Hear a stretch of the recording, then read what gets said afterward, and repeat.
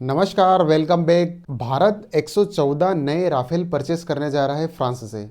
क्या आपने कभी सोचा है कि भारत के पास अभी तक कोई भी अमेरिकन फाइटर जेट्स क्यों नहीं है? शुरू से लेकर के आज तक जो है, India does not have any type of American fighter jets, यानी कि अमेरिका के फाइटर जेट्स अभी तक भारत के पास क्यों नहीं है? क्यों भारत का इंटरेस्ट जो है वो अमेरिकन जेट्स को खरीदने में नहीं है, या वो बार बार जो है राफेल की तरफ भारत जो है रुख कर रहा है? इसके पीछे का जो मुख्य रीज़न है वो हम समझने का प्रयास करेंगे। अब क्वेश्चन यहाँ पर ये है कि वाई राफेल, यानी कि राफेल ही क्यों? भारत की वेदर कंडीशंस अलग अलग है। भारत क्यों राफेल की तरफ अपना रुख कर रहा है, हम समझने का प्रयास करेंगे इस वीडियो में। क्यों भारत जो है राफेल कंटिन्यूसली जो है परचेस करता जा रहा है? चूँकि भारत एक विभिन्न परिस्थितियों वाला देश है। भारत के अंदर डिफरेंट वेदर कंडीशंस होती है, डिफरेंट लोकेशंस होती है। अपनी जो एयरफोर्स है उसको स्ट्रॉन्ग करने के लिए कहीं ना कहीं एक तरीके से मॉडर्नाइज एयरफोर्स को कर रहा है।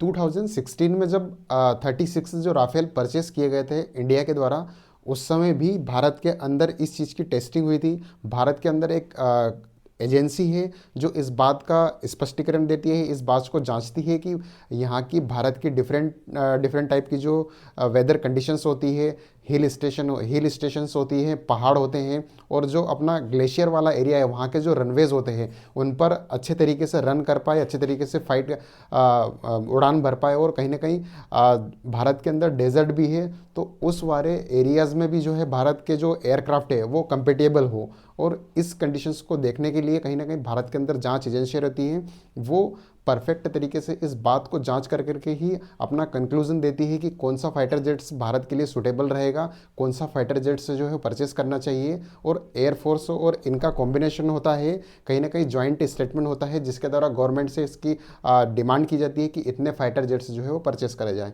तो कहीं ना कहीं एक तरीके से भारत की डिफरेंट डिफरेंट जो परिस्थितियाँ हैं उन सबको देखने के पश्चात ही ये फाइटर जेट्स का परचेस करने का जो है डिसीजन है वो लिया जाता है।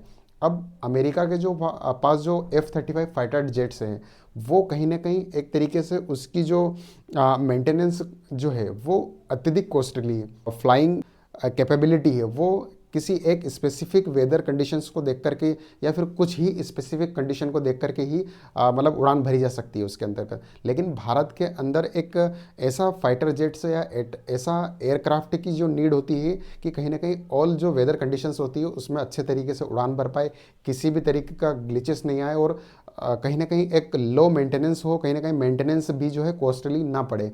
तो इन्हीं सब चीज़ों को देख करके जो है ये फाइटर जेट्स पर जो है डिसीजन लिया जाता है। और अगेन इंडिया ने जो है 114 जो है नए फाइटर जेट्स यानी कि राफेल को परचेस करने में जो है अपनी रुचि दिखाई, स्टेटमेंट जारी कर दिया है कि भारत जो है आने वाले टाइम में 114 नए राफेल जो है वो परचेस करेगा फ्रांस से। अब सवाल ये है कि अमेरिका F-35 इंडिया को जो है बेचना चाह रहा है, ट्रंप लगातार इसके लिए लगे हुए हैं। भारत F-35 को खरीदने के लिए राज़ी क्यों नहीं हो रहा है? चूँकि एक बड़ा लंबा इतिहास रहा है इसके पीछे का, कि अमेरिका से यदि कोई भी चीज़ परचेस करते हैं, चाहे फाइटर जेट्स हो, चाहे ये हेलीकॉप्टर्स है, चिनूक हेलीकॉप्टर हो, या फिर जो अपने यात्री विमान हो, कहीं ना कहीं तो उनका एक तरीके से हाई मेंटेनेंस होता है। और जो सोर्स कोड की बात आती है, या फिर किसी भी तरीके का जो डेटा एनालिसिस है वो, या फिर सर्विस करवाना हो, तो वो वापस से जो है अमेरिका के पास जाना पड़ता है। और उसको सर्विसिंग करवाना हो, चाहे उसका जो चार्ज होता है वो अमेरिका जो है अलग तरीके से इस चीज़ को मेंटेनेंस के तौर पे जो है वसूलता है। तो कहीं ना कहीं एक अमेरिका के साथ इस तरीके की जो डील होती है उसको करने में प्रॉब्लम्स होती है। अमेरिका फुल्ली एक्सेस जो है वो इन चीज़ों पर नहीं देता है। अब यदि हम बात करें F-35 को यदि हम परचेस करते हैं, तो F-35 जो फाइटर जेट है उसका हाई मेंटेनेंस और कहीं ना कहीं फुल एक्सेस जो है वो अमेरिका किसी भी कंट्रीज़ को जो है अपना फाइटर जेट से जब बेचता है तो वो फुल एक्सेस नहीं देता है।